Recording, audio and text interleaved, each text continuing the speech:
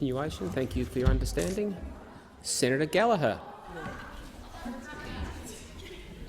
Thank you, Mr President. My question is to the Minister for Aged Care and Senior Australians, Senator Colbeck. Every 3 months, the Aged Care Quality and Safety Commission reports on their compliance checks of the aged care sector. Can the minister confirm that for July to September 2019, standards were not met in 37.3% of site visits and 100% of review audits? When did the minister become aware of these alarming results, and what immediate action did he take in response to these warnings? The Minister for Aged Care and Senior Australians, Senator Colbeck. President, Senator Gallagher is correct. The Quality and Safety Commissioner does report on a quarterly basis, and as is required. And the Quality and Safety Commissioner provides a reporting process to government as well, Mr President. And the expectation of government is that all aged care providers respond to the and comply with the regulatory framework that is in place across the country, Mr President. And so my conversation with the Quality and Safety Commissioner is to ensure that the regulatory actions that are being taken by the Quality and Safety Commissioner as an independent agency of government ensures that they work with the providers to ensure that they are brought to compliance with the requirements of the quality code, Mr President. So that's the requirement. The Quality and Safety Commissioner, as an independent agency, has the responsibility to ensure that they take appropriate regulatory action and compliance action with respect to what they find as a result of their inspections and their reporting processes. So my expectation, Mr President, is that all providers comply with the quality standards. And again, my expectation of the Quality Commission is that they ensure that providers do come back to conformance once they have met. Senator Gallagher, a supplementary question. Thank you, Mr President. Can the minister confirm that for the October to December 2019 reporting period, standards were not met in 45% of site audits and 100% of review audits? 100%. When did the minister become aware of these alarming results, and what immediate action did he take in response to this warning? Minister for, Senator Colbeck. Thank you, Mr President.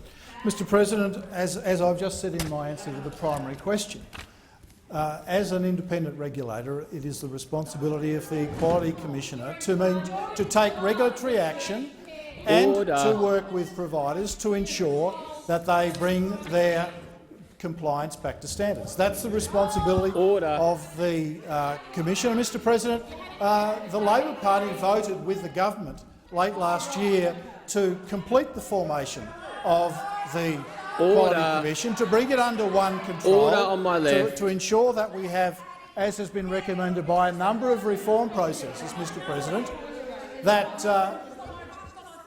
we bring it into one organisation that has regulatory responsibility across the aged care sector, Mr President. And I expect both providers to meet the standard and the Quality Commissioner to do its role, which is to ensure that they do. Order. Senator Gallagher, a final supplementary question. Thank you, Mr President. For January to March 2020, the latest reporting period, standards were not met in 41% of site audits and 87.5% of review audits. Given these appalling and shameful audit results came before the series of warnings he ignored, including Dorothy Henderson Lodge and Newmarch House, how can Australians possibly have confidence he will ever protect Australians in aged care? Senator Colbeck. Thank you, Mr President. Order. Senator Watt. Thank you, Mr President, and thanks, Senator. Order on my left. Mr President, all of us have our various responsibilities within the government, Senator Watt, and within the regulatory process, Mr President. My expectation as Minister is that Senator all providers comply with the quality standards, Mr President. That is the expectation of the government, and Mr President, I expect that it's an expectation of all of those who use residential aged care in this country, Mr President. We all expect that there's high-quality care provided by residential aged care providers, and that's why we have the regulatory frameworks in place to undertake that. And that's why the Quality Commissioner has the responsibility for the oversight of those regulatory frameworks and the compliance with those frameworks, and to ensure that providers come into conformance with those standards. Senator McLaughlin.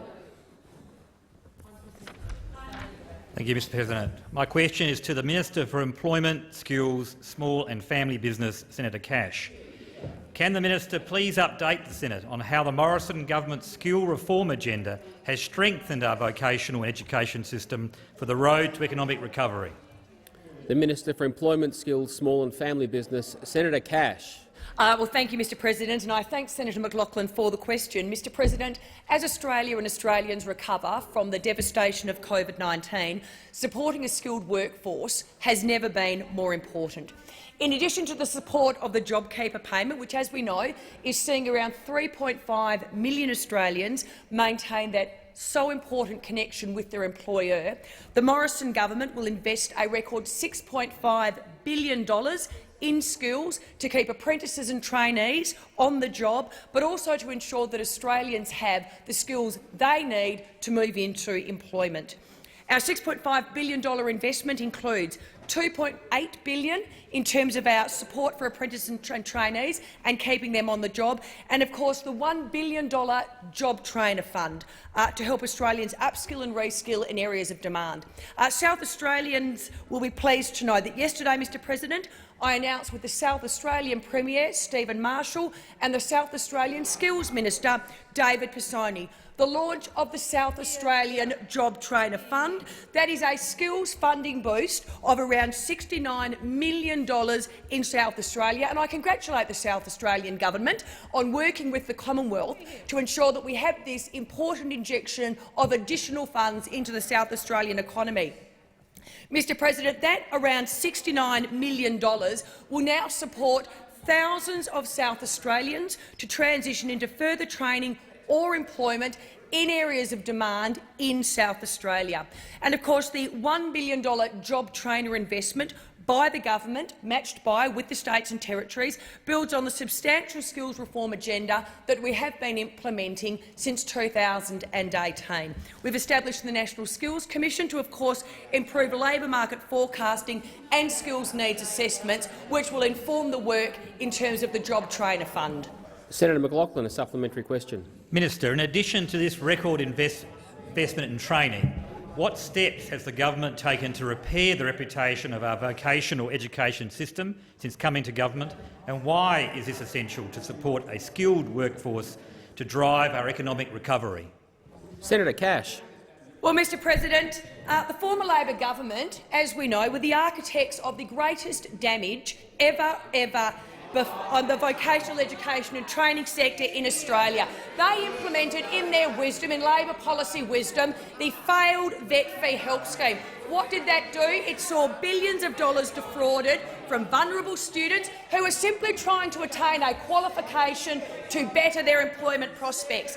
Colleagues, to date, the Australian taxpayer has now recredited in excess of $2 billion because of Labor's vet fee help failure. And in fact, Senator McLaughlin, in South Australia, around 8,500 students to date, because there will be more, have had their funds recredited. Senator Watt, in Queensland, 38,000 Queenslanders, 38,000 students in Queensland have had to be recredited because of Labor's failed vet fee help policy. Senator Cash. Senator McLaughlin, a final supplementary question.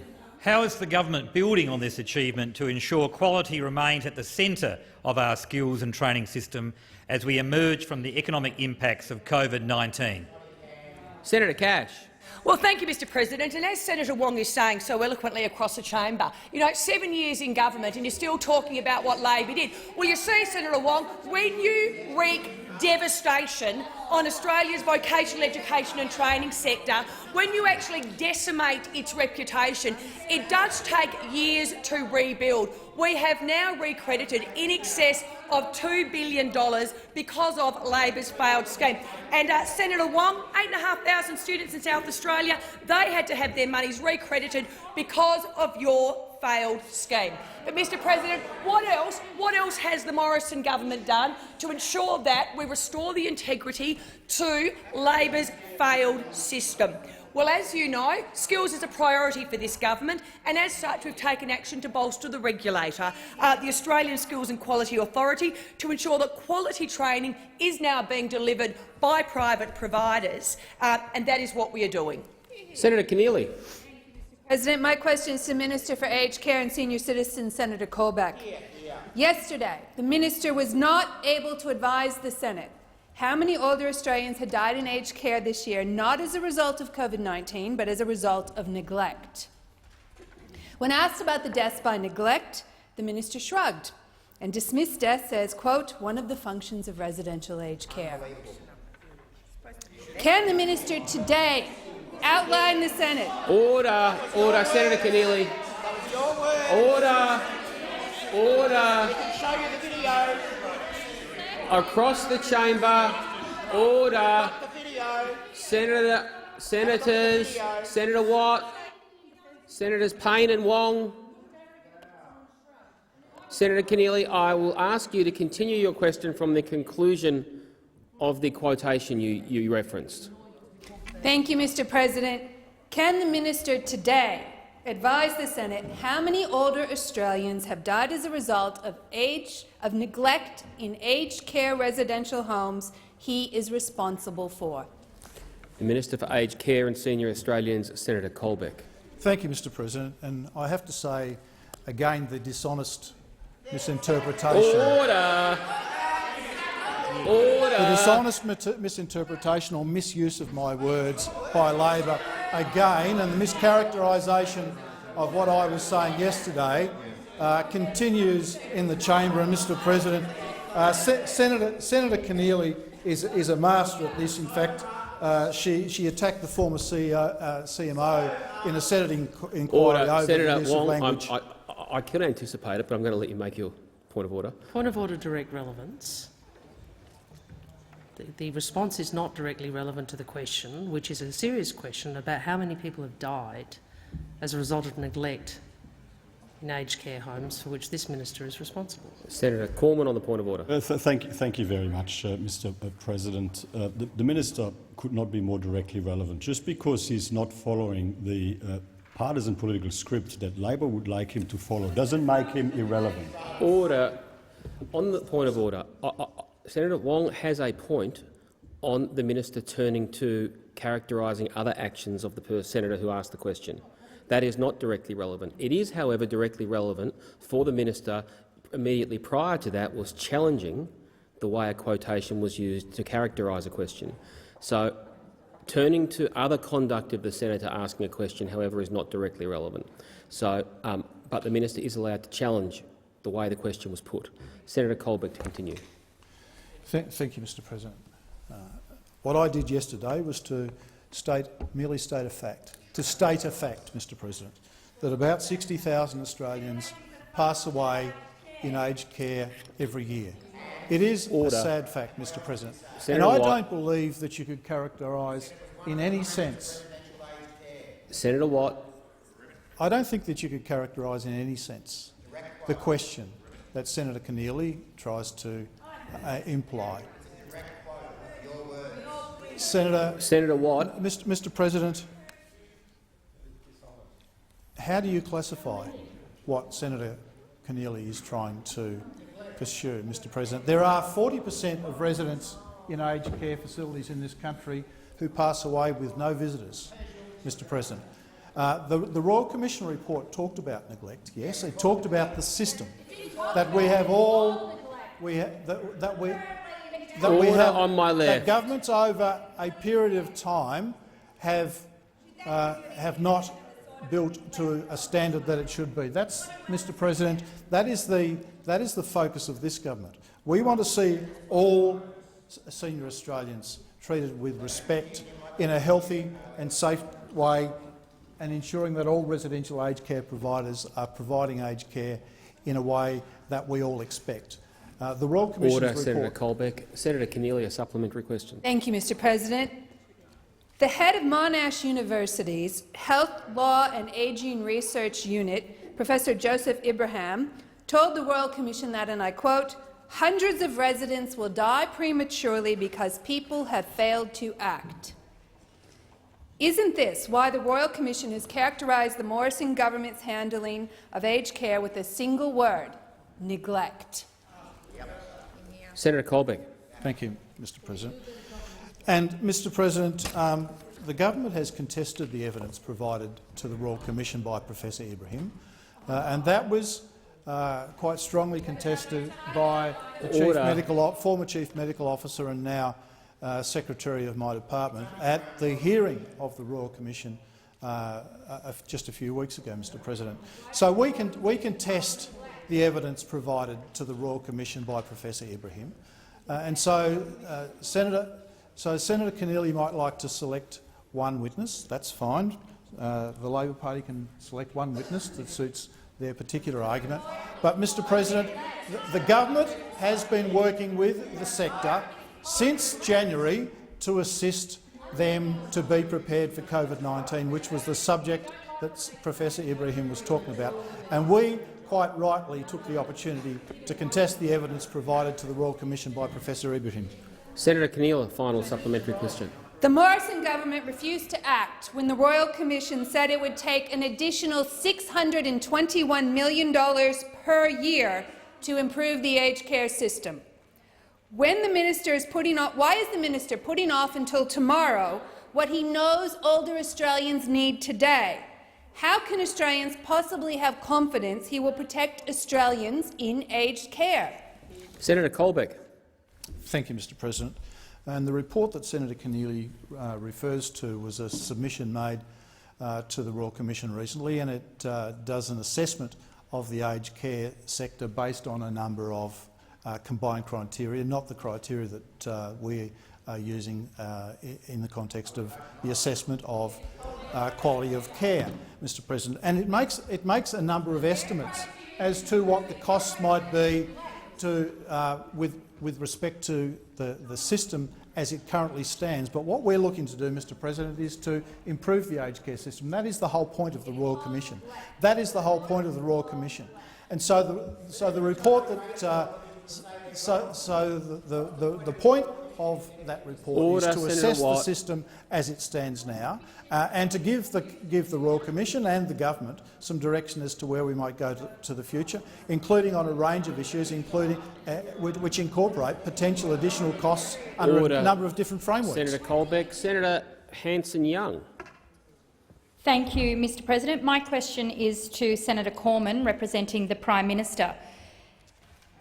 Senator Cormann, isn't it true that without Commonwealth environmental protections, the Franklin River would have been dammed, the Great Barrier Reef would have been riddled with oil rigs, and whaling in Western Australia would have continued?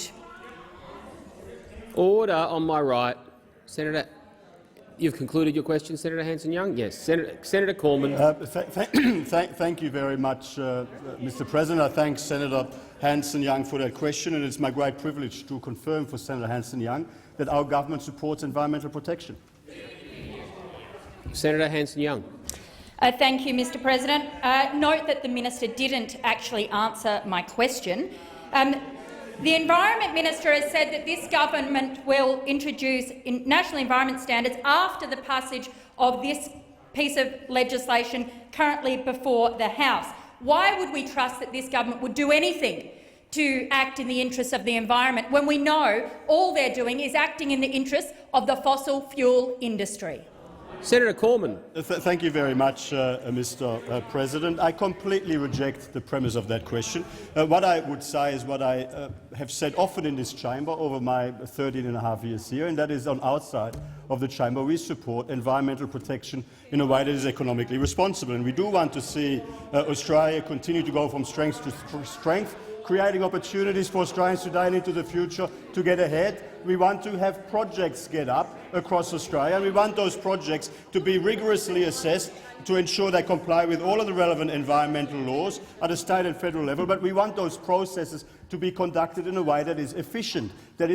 And that is why we are prepared to entrust these sorts of arrangements to state governments. And in Western Australia, that is a state Labor government. Unless you're saying that the state Labor government in Western Australia is a bunch of environmental vandals, then I don't know what it is that you're accusing us of. I'm not accusing them of that. I think that the state government in WA has got the same Senator objectives as Cormann. us. Senator Hanson-Young, a final supplementary question. Thank you, Mr President. Interesting that the minister refers to WA because, of course, we've seen what happens when there's not strong enough environmental protections. Rio Tinto blows things up. How many times has this government had a representative meet with Rio Tinto or Santos in relation to the Narrabri gas project to get these laws passed, to vandalise our environment? Senator Cormann. Thank you very much, Mr President. I think the issue that Senator Hanson-Young is referencing there relates to state legislation, actually not federal legislation. The second point I would make is that our government does not support environmental vandalism ever. Order. We support environmental protection in a way that is economically responsible. We want to see opportunities created for Australians today into the future to get ahead, while we are also preserving and protecting the great value of our environment. But we don't want to lock Australia up. We don't want to lock Australia up. We don't want to prevent further development in a way that is environmentally responsible. And the truth is, listening to the interjections, which I should be ignoring, I know, Mr President, the truth is there's no level of development that the Greens would ever accept. I mean, if it came down to the Greens, we would be all going back into the caves. We would be all going back into the caves. We wouldn't be driving any cars, although I'm sure that you got here by car. We wouldn't fly planes, although you came here by plane. Order. Senator Cormann. Senator Griff. President, my question is to the Minister representing the Minister for Emergency Management, Senator Ruston.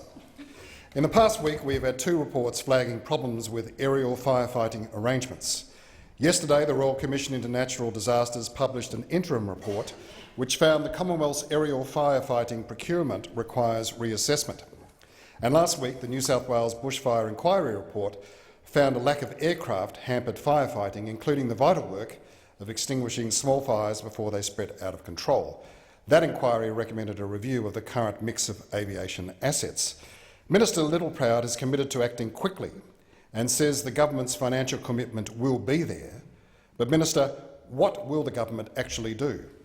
The Minister representing the Minister for Agriculture, Drought and Emergency Management, Senator Ruston. Thank you very much, Mr President, and thank you very much, Senator Griff, for the question and for some advance notice on the topic. Well, as you rightly point out, the Royal Commission interim report in relation to the national natural disaster arrangements was brought down yesterday and made reference in that report to Australia's capacity to deal with natural disasters, but particularly in relation to bushfires.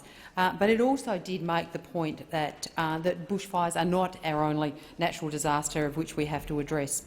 In relation to aerial firefighting, Minister Littleproud has made it very clear that the Australian government understands that we do need to I suppose, address aerial firefighting capability on the basis of what is going to be the new normal when it comes to bushfires. In fact, I think the Royal Commission itself acknowledged the fact that the conditions leading up to last year's bushfires were absolutely unprecedented, but we should never expect them to be unprecedented again. So, as part of that, the Australian government has made a commitment in this year's budget to over $26 million to the National Aerial Firefighting Centre, and this money will contribute towards the purchase of for the lease of 150 firefighting aircraft. They will be made up of a number of different types of aircraft, some of which will be dedicated to the smaller response to smaller fires that you refer to, whilst other things like the large fixed-wing aircraft are obviously, and air tankers are much more dedicated towards delivering a service to fight fires on a much wider scale. But the government has absolutely acknowledged the need and the commitment towards supporting our amazing firefighters out on the ground to deal with what has proved to be over recent years continuing worsening of our bushfire season, and also acknowledge the extraordinary on-the-ground support that we receive from Senator the ADF. Ruston. Senator Griff, a supplementary question. Minister, both reports identified procurement arrangements, which includes leasing that you referenced, as being inadequate, and both flagged the risk of converging fire seasons will make it far more difficult to ensure access to aircraft. Has the government studied the possibility of requiring or having an Australian dedicated firefighting aircraft fleet? And if not, will you commit to urgently undertaking such a study? Senator Ruston. Thank you very much, Mr President. As you point out, the changing nature of our bushfire seasons are requiring us to take a new look at how we address the assets that we need in order to combat them. And one of the things that the Royal Commission's interim report did highlight was that we did need to have a look at the ongoing capacity of the ongoing Australian capacity. But as you would be aware, we have in the past used leased aircraft for a number of reasons. One clearly is that the cost of purchasing aircraft is extremely high, and the maintenance of specialist firefighting equipment that may only be used occasionally, and we hope will only ever be used occasionally, and actually comparing that with the capacity to be able to lease aircraft, but also the opportunity to be able to share resources with colleagues in the northern counterparts in the Northern Hemisphere, whose seasons are often counter-cyclical. Senator Griff, a final supplementary question. Minister, recommendation 50 of the bushfire inquiry was that the Commonwealth trial the feasibility of retrofitting RAAF C-130 aircraft with modular airborne firefighting systems. Now, the New South Wales government also supported this recommendation. Will the government support such a trial, and if not, why not? Senator Ruston. Thank you very much, Mr President. Well, the government obviously is very keen to investigate all options to make sure that we have a full capacity for our firefighters come fire season. But we have, it's been very clear that the ADF is not trained to be or equipped or certified to undertake firefighting, whether it be on-ground firefighting or aerial bushfire fighting. Civilian aircraft that are used for aerial firefighting are significantly modified for the purpose of firefighting, and Defence's transport aircraft fleet is primarily configured for airlift missions to support military activities, which are terribly important when it comes to assisting our firefighting activities. However, whilst, of course, we're going to look at all the recommendations that exist in the interim report, as we will in the final report, clearly the ADF's capability is much better suited for on-ground activity because of the extraordinary requirements for modification. Senator Ruston. Senator McAllister. Thank you, Mr President. My question is to the Minister for Aged Care and Senior Australians, Senator Colbeck. In its response to the final report on the Newmatch House COVID-19 outbreak, the Liberal New South Wales government determined, and I quote, "Neither the Commonwealth nor Anglicare Executive had an operational plan for how the residents should be managed." Why did the minister fail to have a COVID-19 plan for aged care? The Minister for Aged Care and Senior Australians, Senator Colbeck. Thank you, Mr President. And as we've discussed a number of times in this chamber, Mr President, there are responsibilities of varying parties with respect to who controls what particular matters, Mr President.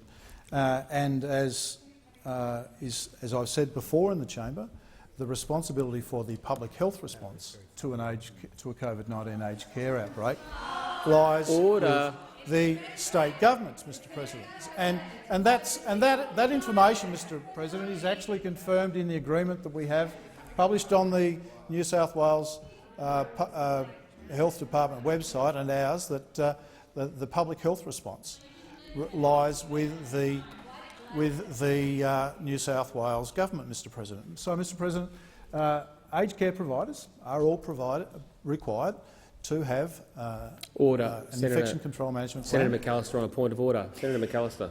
Mr President, my point of order goes to relevance. I asked about why there was a failure to plan.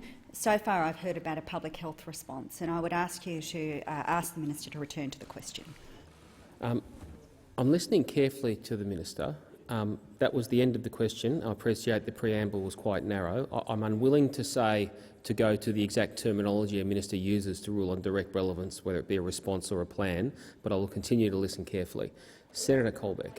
Thank you, Mr President. Under the National COVID-19 Health Plan, which was released early in March, that plan, which contemplates a range of health responses, including for those in residential aged care, supported by Mr President, the CDNA guidelines, which provide advice to residential aged care providers on how they will establish themselves to manage a COVID-19 outbreak. All of these things are considered, Mr President. So our plan, backed up, Mr President, Senator Watt, by the national COVID-19 health plan, launched in March of this year, supported by the CDNA guidelines, and contemplates, Mr President, the cooperation between state and Commonwealth in the management and the public health management of a COVID-19 outbreak, and that's exactly what occurred at Newmarch. Senator McAllister, a supplementary question. Thank you, Mr President. In its response, the Liberal New South Wales government also found, and I quote, Anglicare had difficulty acquiring adequate supplies from the Commonwealth Government medical stockpile. Although the provision of PPE is the responsibility of the Commonwealth Government, New South Wales Health stepped in to provide this equipment. Isn't this yet another failure, another example of the Morrison government's neglect of aged care and its failure to take responsibility to fix it? Senator Colbeck. Thank you, Mr President. And as the National COVID-19 Health Response Plan contemplates, the national government provides and this government built a significant stockpile of PPE at a time of global shortage. We do support residential aged care, Mr President, and we do that in cooperation with state governments, Mr President. And in fact, much of the PPE is channelled through state government services to providers around the country. So this is not an either-or situation, Mr President. Both the Commonwealth and the states support residential aged care providers, and that's what occurred in this particular circumstance. Mr President, New South Wales provided support directly to Newmarch, and we backfilled their stockpile, Mr President. So there is a cooperation, and there was a cooperation at Newmarch. And Mr President, my conversations on a regular basis with the Senator Colbeck. Order. Senator McAllister, a final supplementary question. Thank you, Mr President. If even the New South Wales Liberal government, led by Premier Berejiklian, a state which the Prime Minister commended last week as being, and I quote, the gold standard, doesn't have confidence in the Morrison government's handling of aged care, why should anyone else? Senator Colbeck. Thank you, Mr President.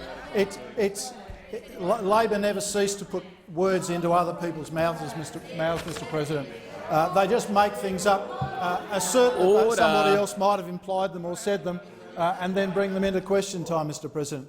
Mr President, all through Newmarch, the New South Wales Health Minister and I were in regular discussion to ensure that we were both asking the questions that needed to be asked to ensure the provider had resources in every sense that they required. In fact, Mr President, we worked extremely closely together to ensure that occurred. It was a very cooperative process. Well, that's a lie, Senator Keneally. That is a lie, because I spoke to— Order. Senator.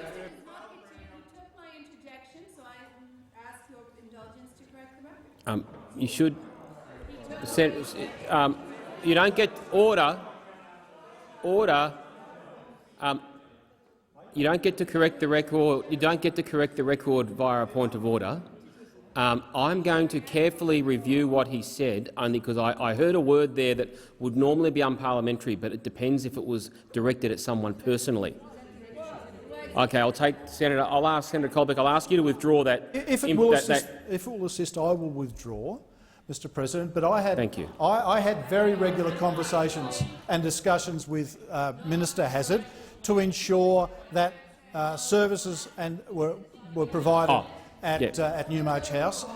It was very much a cooperative process.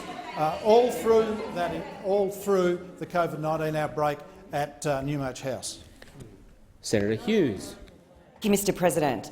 My question is to the Minister for Families and Social Services, Senator Ruston. Can the minister advise the Senate as to the immediate financial services that are available for Australians who've suffered from the economic consequences of the COVID-19 pandemic? Minister for Families and Social Services, Senator Ruston.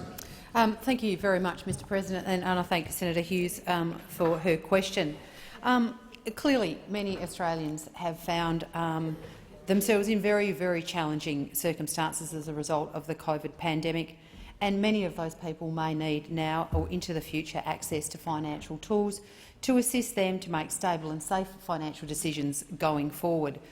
To make sure that people get the advice that they need, we have made available an additional $20 million to scale up the capacity of our existing financial counselling services in Australia.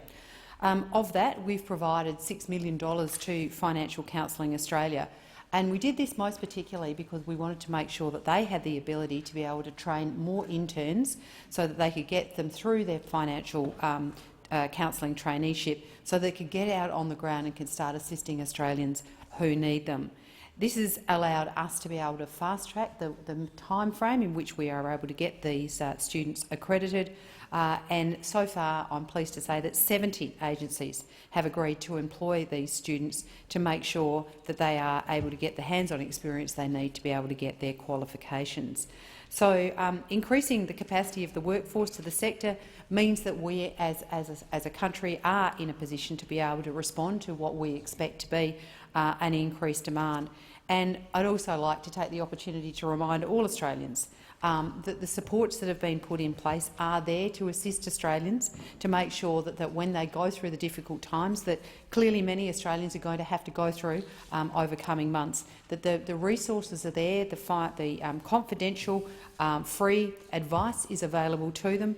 And so I would recommend that anybody who finds themselves in difficult financial circumstances make yourself contact a financial advisor and get the kind of advice you need to assist you in your negotiations. Senator Ruston. Senator Hughes, a supplementary question. Thank you, Mr. President.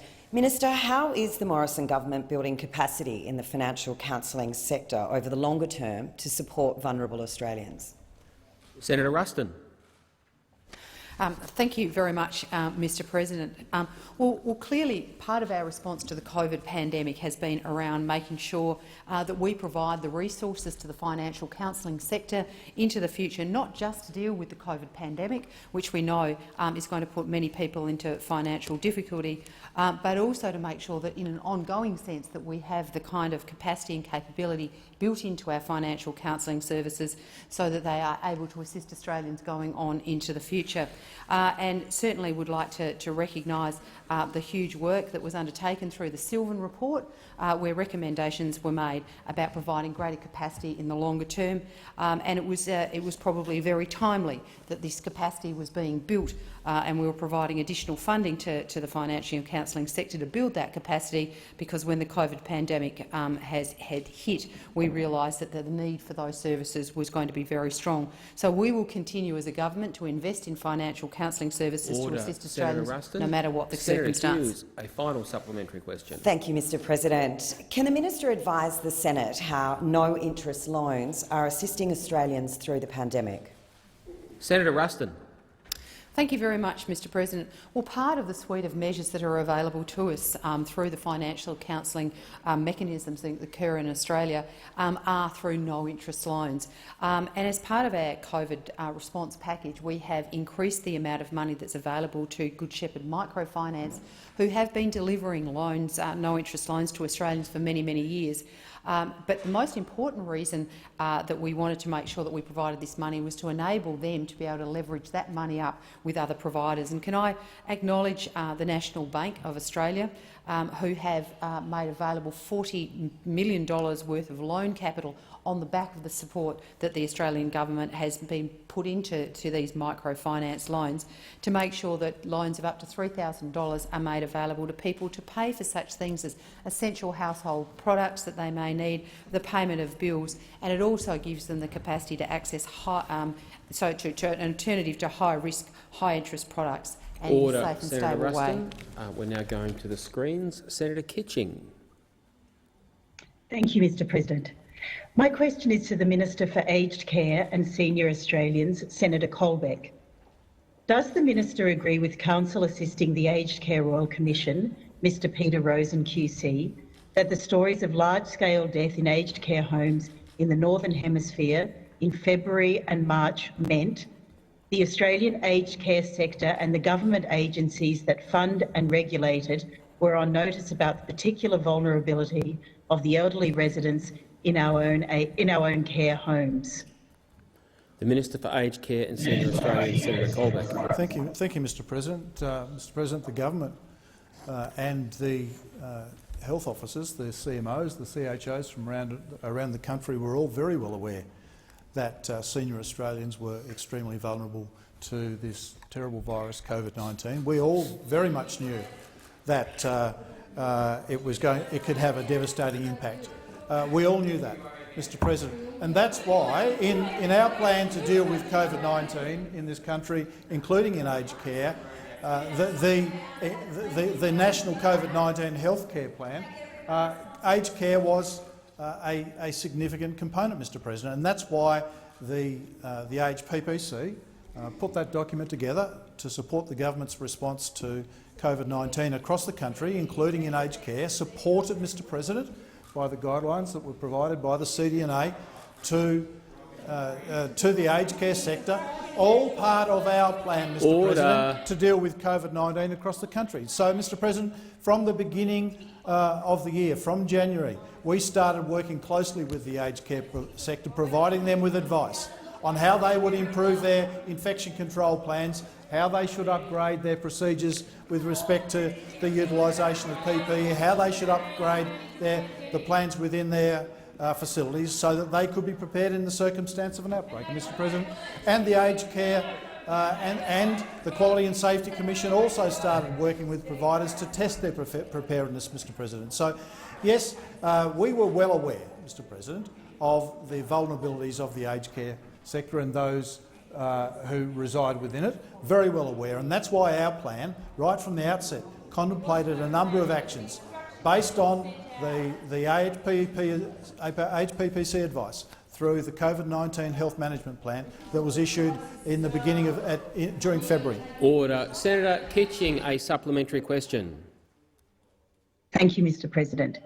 Given the warnings of Dorothy Henderson Lodge in March and Newmarch House in April, why did the minister still wait until June to advise aged care providers that 80 to 100% of their workforce may need to isolate in a major outbreak? Senator Colbeck. Thank you, Mr President. In fact, the advice on what an aged care provider might expect to have to replace of its own staff was contained in the early advice from the CDNA, Mr President, back in March this year, which was published in March this year. Mr President, so that contemplated, Mr President, that contemplated that an aged care provider might, that contemplated, Mr President, that a provider might be required Senator Wong. That contemplated, Mr President, that a provider might be required to replace 30 to 40% of its workforce, that they might be required to isolate, Mr President. But what we saw as the pandemic proceeded, Mr President, was the circumstances at Newmarch where that number grew significantly, Mr President. And in fact, even the report into Newmarch said that we received said that level of staff isolation Senator was Colbeck, not contemplated. time for the answer has expired. Senator Kitching, a final supplementary question. Thank you, Mr President. This minister was warned of the need to bolster the aged care workforce in the 2018 Aged Care Workforce Strategy, the October 2019 Aged Care Royal Commission interim report entitled Neglect, the early aged care outbreaks.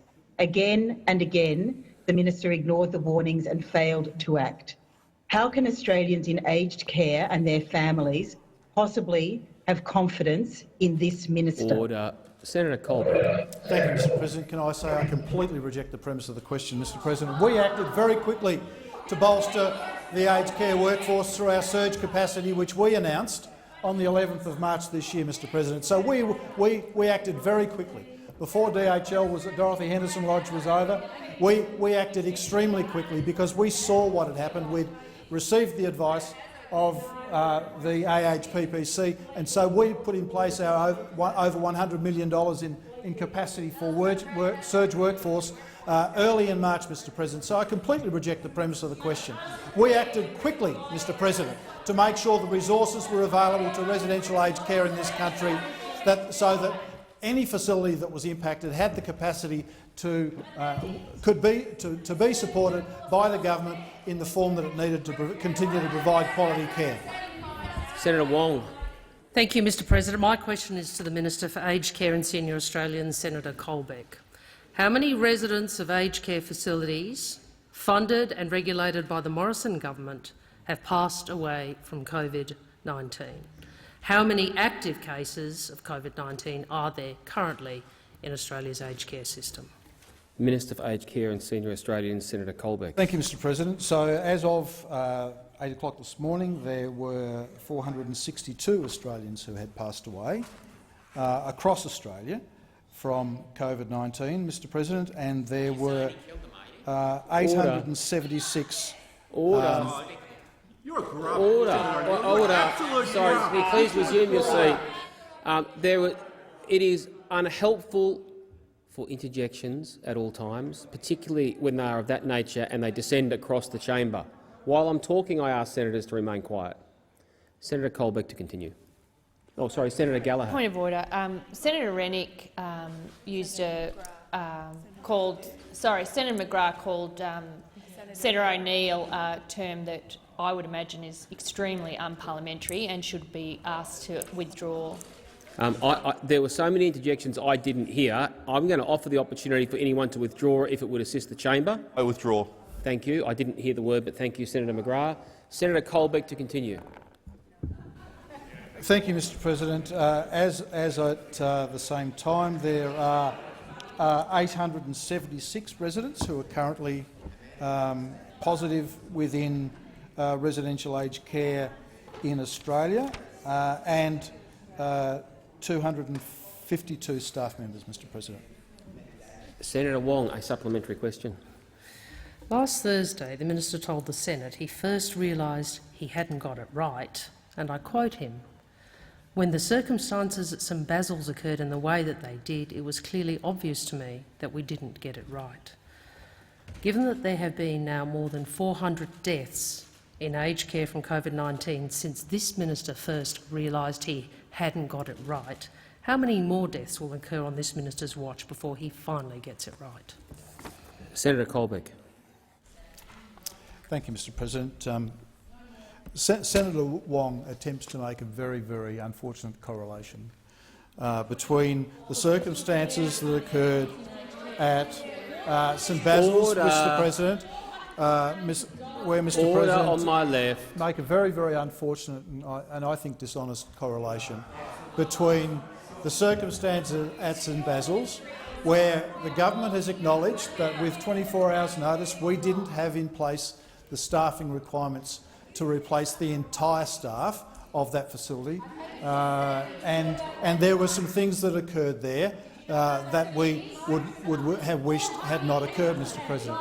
Mr President, the Labor Party seem to exist in this little local Canberra bubble where they don't understand that there is a global pandemic of COVID-19 occurring. There is significant community transmission in Victoria, Mr President. There is significant community transmission Senator Colbeck, of COVID-19 the time for the answer has expired. Senator Wong,